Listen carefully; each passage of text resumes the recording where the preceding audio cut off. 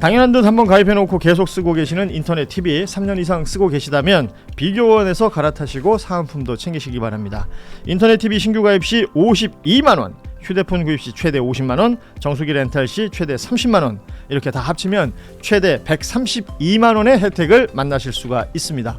기존의 혜택보다 더 늘어났습니다. 여기에 인터넷 가입한 후에 쓰던 휴대폰 알뜰폰 그대로 통신사 변경만 해도 최대 30만원 혜택이 있고요. 본인이 가입한 후에 추천을 통해서 지인을 가입시키면 한 사람당 4만원짜리 모바일 상품권을 무제한으로 드리는 이벤트가 있습니다.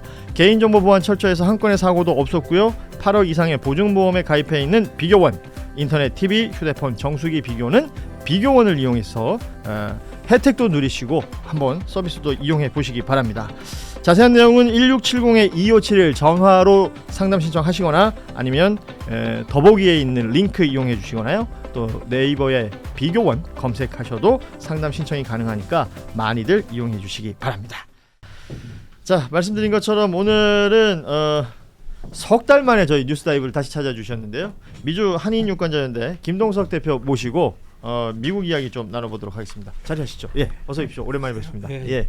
아유, 또 고맙습니다. 한국 오실 때마다 이렇게 찾아주셔서 너무 고맙습니다. 안녕하십니까. 예. 이번에는 어떤 일로 또 들어오셨어요? 내일부터 3일 동안 이번에는 성평등 가족부라고 바뀌었더라고요. 그렇죠. 이름이. 예. 그 성평등 가족부에서 해외에 있는 한인 여성들 지도자들을 한 300여 명 초청해서 한 3일 동안 컨퍼런스를 해요. 미국뿐만 아니라 전 세계에서. 그렇죠. 예. 미국에서 뭐 제일 많이 오셨죠. 거기에 그 저를 강사로. 그러니까 제가 하는 일이 저 서울 자주 오는 것보다 워싱턴 와가지고 그 현지 국가에서 영향력을 만드는 일. 그런 메시지를 가지고 이제 내일부터 그것 때문에 왔습니다. 그러시군요. 그렇게 온 김에 또 들러주셔서 고맙습니다. 여쭤볼 게 많아요. 미국 관련된 뉴스들은 어찌됐건 트럼프로 시작해서 트럼프로 끝나는 경우들이 많은데 일단 트럼프 미국에서 인기 있습니까? 트럼프가 인기가 있는 게 아니고 트럼프가 아니고 인기가 있는 사람이 없으니까 좀 비슷한 것 같아요. 여기랑. 그러니까 이 선거 앞두고서 트럼프가 선거에 대해서 평상시 같으면 어림도 없죠. 중간선거 그냥 내가 하는 걸 평가받는 건데 근데 지금은 그 중간선거를 이기려고 가능성을 갖고 캠페인을 하는 거 보니까 상대가 너무 약하고 힘이 없고 캠페인에 활력이 없으니까 그렇게 되는 것 같아요. 야, 이게 상징적이네요. 그러니까 트럼프 말고 없다. 그렇죠.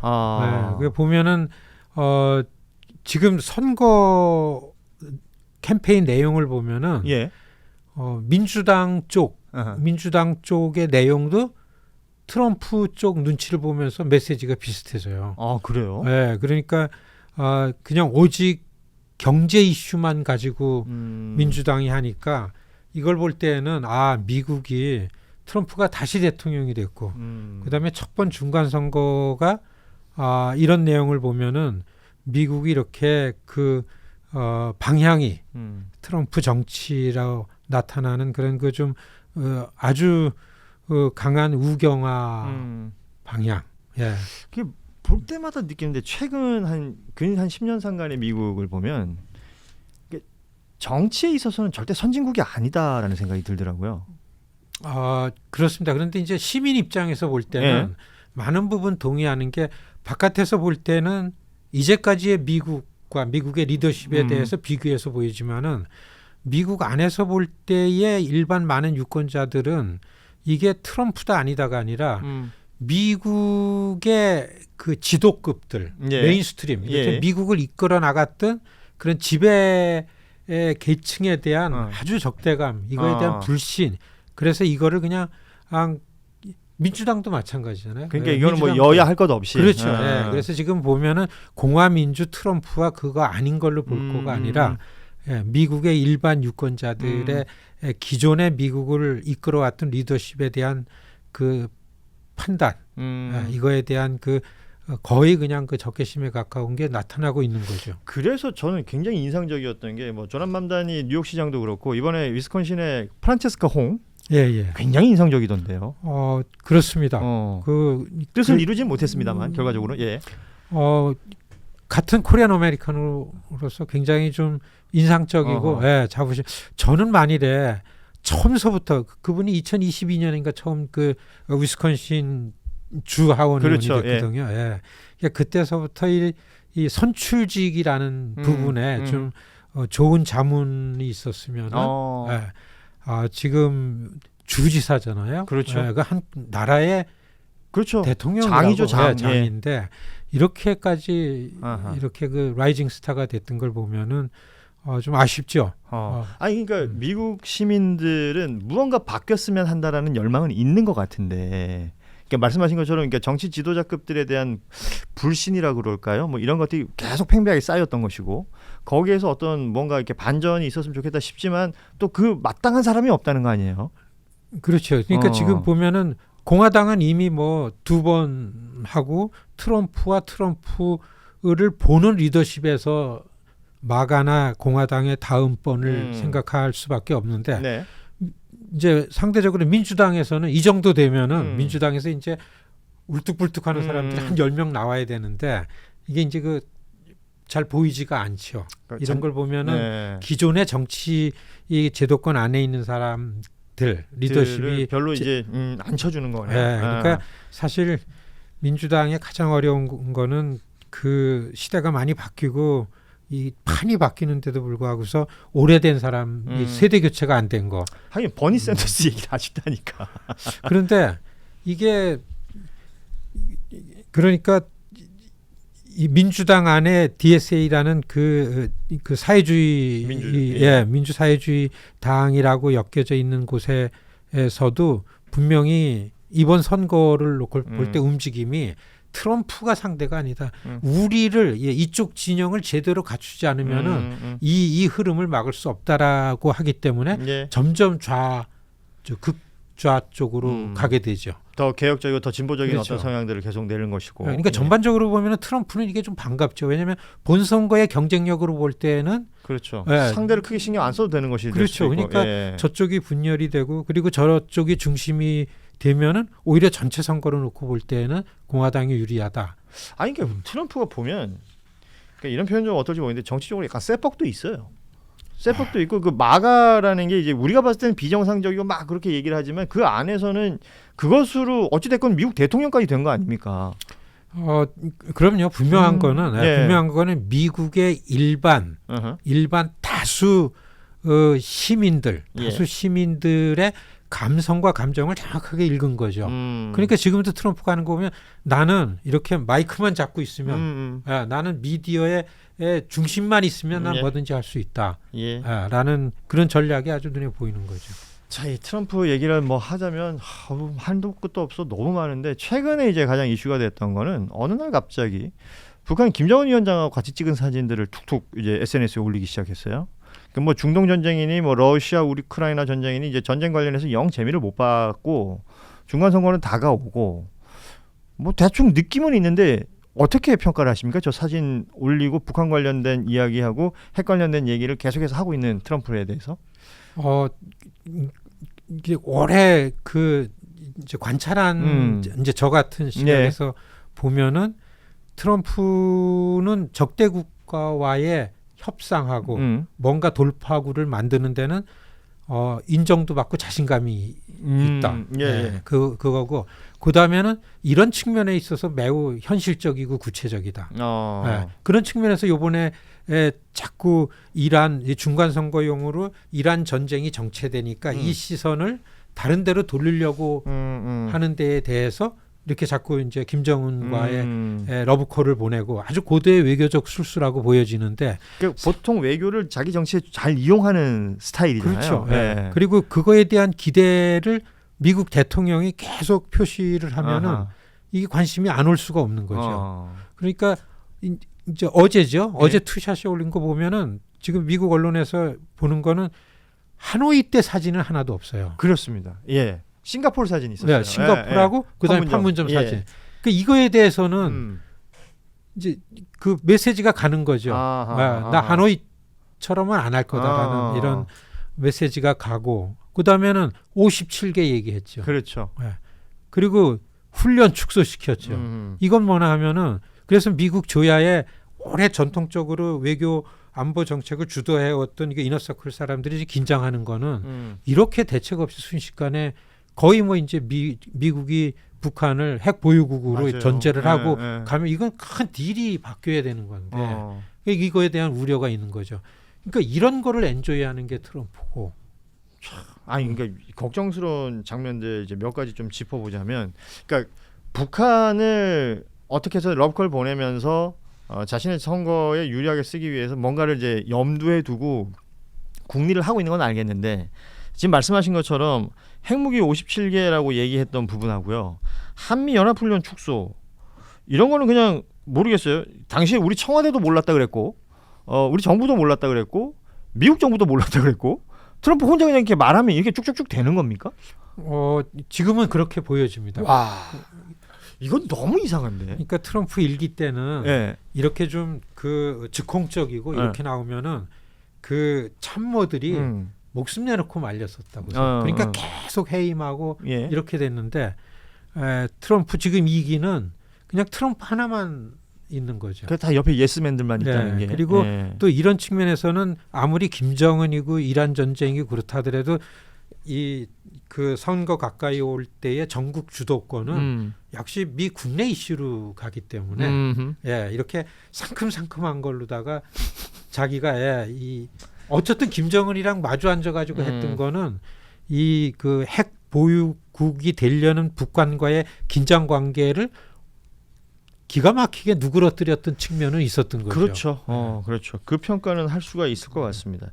지금 이 일련의 상황들, 특히나 이제 북미 간의 어떤 뭐 지금 주고받는 것이 있다 없다 뭐 평가가 좀 모호하죠. 김여정 그 부장이 이제 반응들은 보이고 있으나 뭐 특별한 반응이 또 지금 있는 건 아니어서, 이런 상황 속에서 우리 대한민국의 역할을 얘기하는 경우들, 또 이재명 대통령의 역할을 얘기하는 경우들 지금 계속해서 보도가 되고 있는데, 미국의 그러니까 보수 매체에서 뭐 이런 보도가 있었다고 합니다. 그러니까 북한 김정은 위원장을 만나기 전에 한국의 이재명 대통령을 먼저 만나라, 트럼프에게, 뭐 이런 조언 형태의 보도가 있었다는 거예요. 그렇죠. 그러니까 그거를 언급한 사람이 그 마가예요. 그러니까 미국 우선 그렇기 때문에 이게 좀 임팩트가 있는 거죠. 그러니까 이게 프레드 플레이츠라는 아메리카 퍼스트 팔리시 인스티튜트라는 미국 우선주의 연구소라는 게 이게 트럼프 2기를 준비한 싱크탱크인데 여기에 그 부소장이라는 분이 트럼프 일기 때에 NSC의 실무를 주도했던 분이기도 해요. 근데 저는 이거를 보고서 야, 사람을 만드는 게 이 부소장을 한국 쪽에서 계속 연결해가지고 만나왔던 사람입니다. 제가 이게 트럼프 2기 그 취임식 할 때 한미의원협회장이라고 조정식 의원, 김영배 의원 이런 분들이 와가지고 이 부소장을 만났잖아요. 그리고 이분의 아버지인가가 저 한국 전쟁 참전용사고. 그래요? 그러니까 이런 분은 한국의 중요성을 인지를 하고 있는 거군요. 갖고 있죠. 그러니까 트럼프가 자꾸 한국을 패싱하려고 그러는 거에 대한 우려도 있었고, 그러니까 이분 아이디어가 이 아메리카 그레이티니스라는 이 아주 보수 매체에다가 기고를 8월 21일인가 그때 한 이 글 말씀하신 것 같아요. 그 내용이 만일에 트럼프 대통령이 다시 한국 국회 가서 연설도 하고 그리고서 한국 이재명 대통령이랑 우선 협력하고 조율해서 김정은을 만나게 되면은 러시아나 중국에 대해서 미국이 아시아 지역의 동맹국들에 대해서 아직까지 결속이라는 걸 보여주면은 이런 영향력이나 억지력이 같이 갖고 가는 거 아니냐라는 이런 의견을 여기다 낸 거였었죠. 이건 대단히 합리적으로 들리는데요. 그렇죠. 합리적이기도 하고 한국의 입장을 옳게, 한국의 상황을 옳게 이해하고 있는 거죠. 대표님, 제가 약간 헷갈리는데 마가의 정상적인 사람들도 있는 겁니까? 그러니까 그럼요. 그럼 마가가 자꾸 우리 눈에 나오는 마가라는 정치적 기반을 가지고 거기에 그게 정리 안 된 그 일반 사람들이 막 들어온 장면들만 봐서 그렇지 마가가 갖고 있는 나름대로의 미국의 디렉션이라든지 그다음에 지구촌에서 미국이 이런 역할을 해야 된다든지 이런 것들은 나름대로 그 논리를 가지고 그러니까 마가 안에 그 헤드쿼터 같은 경우에는 무언가 그 뭐랄까요 더 합리적인 의사결정을 한다던가 그들이 추구하는 방향은 우리랑 뭐 다를 수 있겠으나 그런 것들은 합리적으로 진행이 되고 그게 전략적으로도 먹히고 이런 것들은 분명히 있는 거군요. 그럼. 근데 사실 앵커께서 마가라고 그러셔서 그런데 마가라는 게 뭐가 이렇게 조직이 돼 있고 체제를 갖추고 그건 뭐가 뭐 있는 건 아니고 그러니까 마가의 기반을 갖는 빅 스피커들을 보고 우리가 마가를 보기 때문에 그렇죠. 그런 빅 스피커들은 많이 균열이 돼서 많이 나갔습니다. 가장 대표적인 게 터커 컬슨 같은 사람이 제일 앞장서는데 이 사람은 제3당 만든다고 지금 막 그럴 정도니까 그러니까 마가라는 거는 트럼프만 나오면 그냥 쫙 모여드는 이런 그 사회 정치 운동의 극우 사회 정치 운동의 세력입니다. 그러니까 평소에는 있다가 선거 때만 되면은 지금 우리 이 청취자 여러분들께 제가 하나 그 설명을 하면은 지금 중간 선거를 놔두고서 많은 전문가들이 되게 궁금해하는 거는 지금 중간 선거 얼마 안 남았는데 트럼프가 중간 선거를 해서 모은 돈을 하나도 안 쓰고 있는 거예요. 그러니까 어떻게 무슨 전략을 할지 모르는데 딱 한 가지는 없던 일인데 9월 9일서부터 이틀 동안 달라스에서 중간 선거 전당대회를 해요. 그거는 미국 대통령 선거 때나 전당대회를 해가지고서 그렇죠. 대선이 아닌데. 그런데 그러니까 지금 얘기는 거의 한 6, 7만 명의 일반 유튜버들, 마가 유튜버죠. 다 그거 갖고 다니죠. 그거를 결집시켜가지고 그런 사람들에게 돈을 풀려고 그러는 거 아니냐라는 이게 이제 많이 선수들이 추측을 하면서 서서히 그게 이제 효율적이라고 보겠죠. 그렇게 해서 두 번이나 대통령이 되는 거니까. 그래서 마가라는 걸 이렇게 민주당의 그래스루트 조직은 좀 조직적입니다. 그게 무브원 같은 게 있죠. 근데 제가 2016년에도 그렇고 2024년도 그렇고 2020년에 팬데믹이니까 그렇지 제가 트럼프 선거운동을 계속 현장을 다니면서 보니까 수도 없이 확산이 되고 결집이 되는데 이거를 옆에 기대를 두고서 이번 중간 선거도 그나마 하원도 안 지려고 이러는 거 아닌가 이렇게 보이는 거죠. 사실 뭐 우리나라에도 그러니까 와 저분들이 왜 저럴까 싶은 분들이 있죠. 그 소위 말하는 팬덤의 어떤 적극적인 어떤 모습을 보이는 분들이 있어요. 정치에 대한 이해가 상대적으로 부족함에도 불구하고 어떤 정치인을 좋아한다는 이유가 있을 수 있고 아니면 정치적으로 무언가 대단히 이루고 싶은 일이 있는데 누군가를 그 앞에 내세우는 것일 수도 있고 말씀하신 것처럼 다양한 형태의 뭐 작든 크든 스피커들을 또 지지하거나 응원하는 사람들이 있을 수 있고 그들이 뭉쳐져 있을 때 그게 이제 결국 표잖아요. 정치에서는. 그럼요. 그 트럼프는 그걸 굉장히 활용을 잘한다. 그러니까 제가 오랫동안 그 현장에서 캠페인을 볼 때는 무슨 일을 어떻게 할 거고 그러니까 내가 이런 거를 제시했기 때문에 와서 트럼프를 찍어주는 게 아니라 트럼프는 얼마나 고생했냐 너 뭐 때문에 그렇게 고생한 줄 아느냐 이 화딱지 나는 것만 계속 그래서 지금도 바이든 갖고 선거운동하는 거 아닙니까? 하긴 그렇죠. 기분 나빴던 부분들 계속 긁어주면서 그러니까 트럼프가 지금 하고 있는 게 그런 것들이에요. 그냥 화풀이 그렇죠. 하도록 만들고 이렇게 나가고 누구 두드려 팰 사람 저기 앞에다 하나 세워놓고 격투기 보여주면서 백악관 행사하는 게 그게 그거 아닙니까? UFC를 거기서 해도 되는 거였어요? 뭐 대통령이 그러니까 지금은 미국의 뭐 티켓값도 엄청나던데 대통령 중심제 대통령 권력을 저는 만일에 이제 하원은 민주당으로 갑니다. 그래서 하원에서 계속 트럼프를 견제하고서 이제 뭐 청문회하고 소환시키고 그러잖아요. 그럼 제 눈에는 트럼프의 권력은 계속 그립이 강해질 것 같아요. 트럼프는 상대가 생겼을 때 강했거든요. 그러니까 상원, 하원 다 갖고 있을 때는 어쩌면 저분 지루했지 않았나 이런 생각이 들죠. 지루하거나 이제 그 안에서 지리멸렬하게 이제 깨질 수도 있겠죠. 그 기성 정치인들 사이에서. 그렇죠. 그런데 지금 보면은 트럼프가 지금 하는 거 보면은 다시 권력을 갖고 가고 이런 것도 중요하지만은 미국이라는 절반의 국가라는 마가가 중심으로 만들어진 공화당 쪽의 계열에 자기의 권력을 확고하게 만드는 걸로 가는 것 같이 보이는 게 많죠. 중간 선거가. 좋습니다. 뭐 저희가 이제 시간이 제한이 있기 때문에 뭐 길게 더 얘기하고 싶은 건 많죠. 좀 궁금한 게 너무 많거든요. 근데 일단 우리 대표님 오셨으니까 이제 쿠팡 얘기 좀 했으면 해요. 그러니까 한국에서 바라보고 있는 이 사건의 본질은 이 쿠팡이라는 기업이, 그러니까 김범석, 그러니까 범킴이라는 사람은 한국 사람이 아니죠. 국적 자체는. 그런 사람이 쿠팡이라는 기업을 만들었고 그 기업을 만들어서 한국에서 돈을 벌었단 말이에요.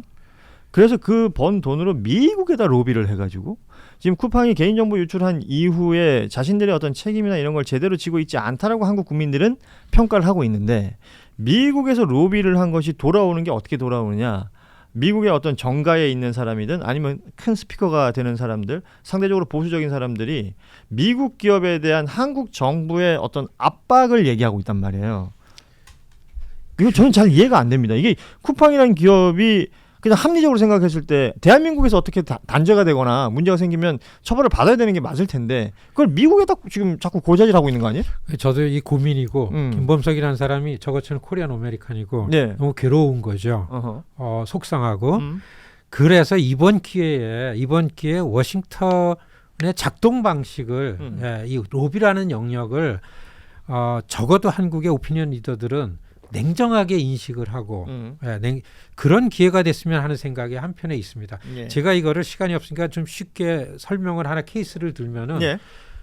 김범석 쿠팡의 이번 로비 같은 그 비슷한 방식을 가지고 제가 2007년도에 재미를 본 적이 있잖아요.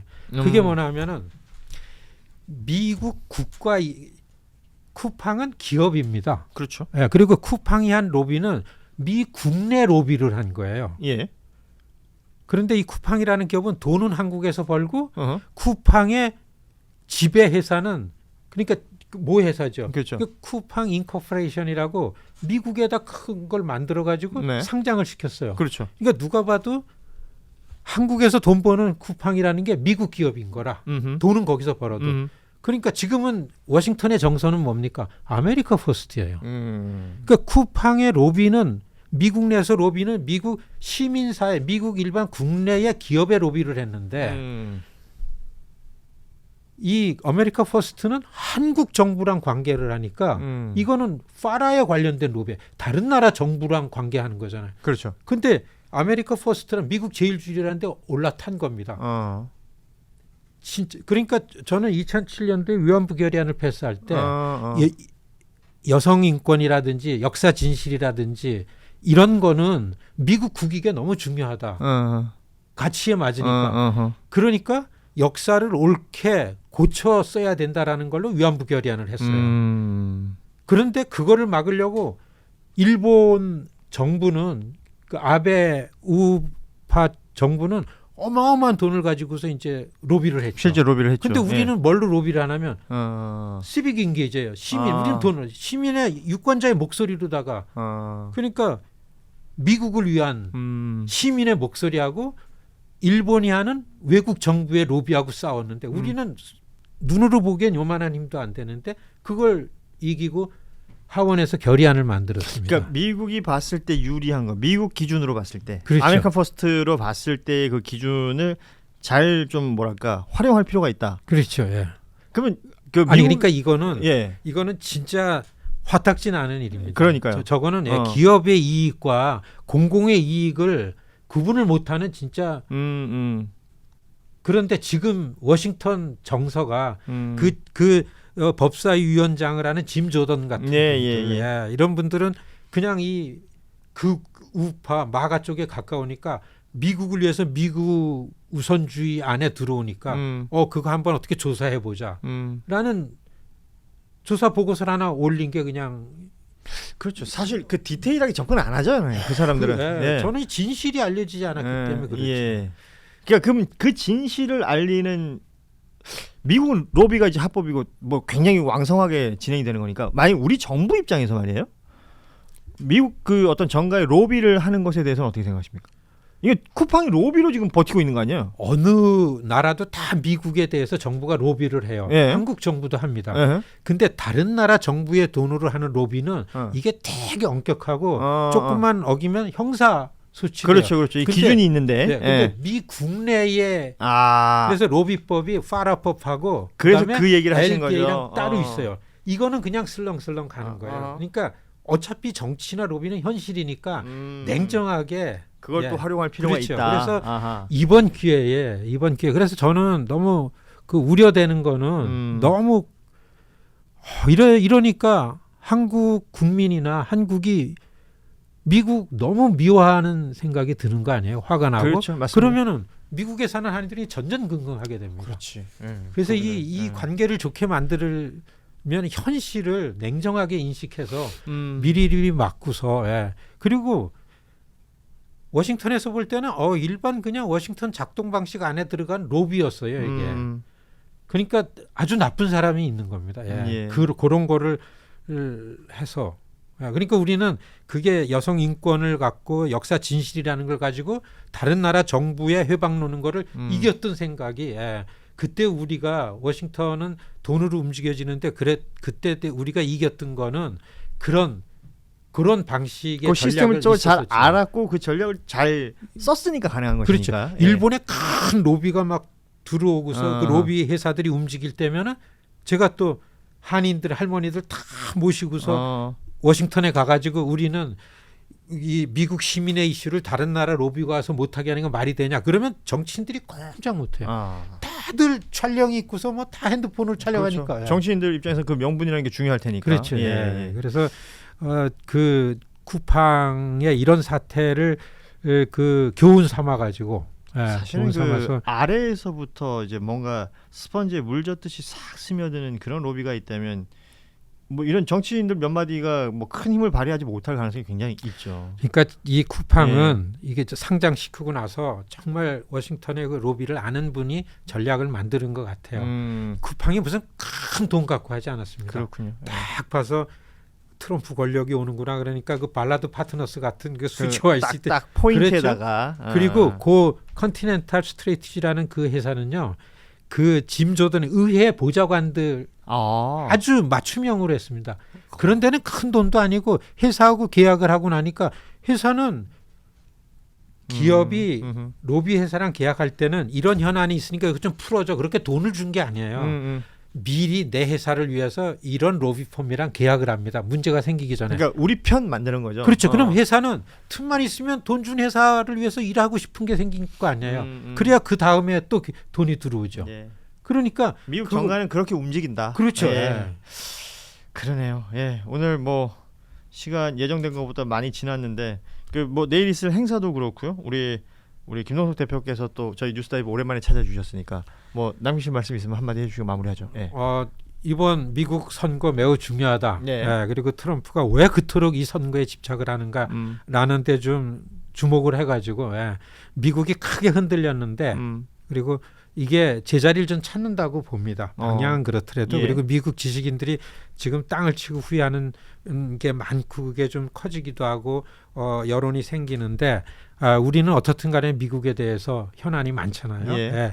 받을 거 많고 줄 거 제한돼 있고 그렇게 놓고 볼 때 그리고 미국에 있는 우리 같은 한인들은 미국과 한국과의 좋은 관계 속에서 생존하기 때문에 그렇기 때문에 장기적이기도 하고 금방의 현안도 있고 그래서 지금은 한국도 뭐 세계적인 국가니까 미국이랑 같이 협력해서 이렇게 리더십을 발휘하는 이런 그 전망을 가지고서 장단기 프로젝트를 가지고 미국에 있는 미국 시민인 한인들 요즘엔 다 그렇게 합니다.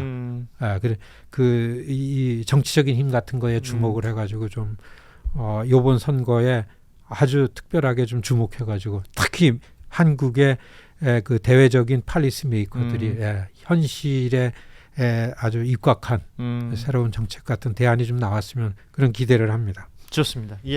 그 끝으로 김원철 특파원은 종종 보세요? 그럼요. 열심히. 일 잘하고 있습니까? 잘하죠. 못하는 거 못한다고 얘기를 요새 연락이 잘 안 돼요. 그래요? 제가 다시 한번 연락을 취해보도록 하겠습니다. 열심히 잘하시는데. 자, 오늘 미주 한인유권자연대 김동석 대표와의 시간이었습니다. 이게 뭐 저희가 사실은 두서없이 얘기를 좀 나눴습니다. 미국이라는 국가에 대한 이해라든지 지금 트럼프 행정부에 대한 이해, 그리고 트럼프 개인에 대한 이해가 어떤 형태로든 계속 필요한 타이밍입니다. 뭐 말씀하신 것처럼 한미 간에는 해결해야 될 현안들이 늘 상존해 있는 상황이기 때문에 사실 하루에도 몇 번씩 바뀌는 것 같을 때가 있었단 말이에요. 제가 이제 이 방송에서 언급하고 싶었던 건데 미국 조야에서